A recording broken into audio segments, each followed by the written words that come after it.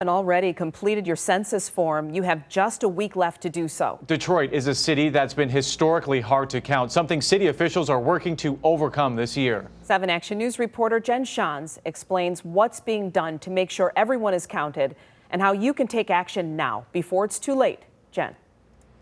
Completing your census form takes just minutes. They're mailed out to you, so you may have already done it that way. If not, though, you can do it over the phone, you can do it online, or if you don't have access to a computer, there's about 30 of these census kiosks all around the city of Detroit. The data collected by the census every 10 years determines millions in federal dollars. This money goes into neighborhoods. It goes into Medicaid programs. It goes to hospitals. It goes to schools. Census data can also determine congressional representation, which is why Detroit's 2020 Census Campaign Director, Victoria Kovari, says it's so important for every Detroiter to fill out their form. Detroit was already the hardest count city in the country before COVID happened. Cities with majority renters, high populations of non-native English speakers, areas without dependable internet, and areas of high poverty tend to be more challenging for census workers to count. Those are all factors that come to play in Detroit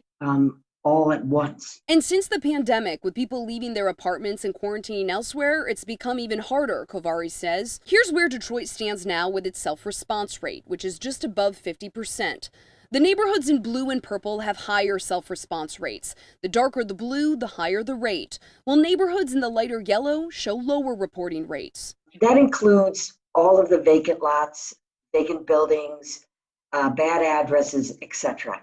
So the Census Bureau will recalculate the response rate based on only occupied units. Kovari says the city's response rate should improve once those buildings are taken out. It's just not clear by how much. When the pandemic hit, the Census Bureau extended the response period to October 31st. The Trump administration moved for that deadline to be put back to September 30th.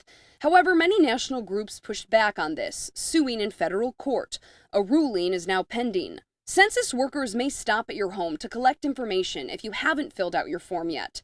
They'll wear photo ID badges that say the Department of Commerce. There's also a phone number you can call to verify that they're legit. But every census worker will be wearing that badge. A ruling on whether or not to move the census deadline back to October 31st is expected in the next day or so, but at this point, you have just 1 week left, so census workers are pleading with you to complete your form as soon as possible. We have much more information on our website, WXYZ.com, including a list of all the locations you can find these kiosks. In Detroit, Jen Shantz, 7 Action News. All right, Jen, thank you. And if you're worried about protecting your information, we also have listed on WXYZ.com the types of questions a census worker will and will not ask you, and the ways you can check if someone asking for your information is actually from the U.S. Census Bureau.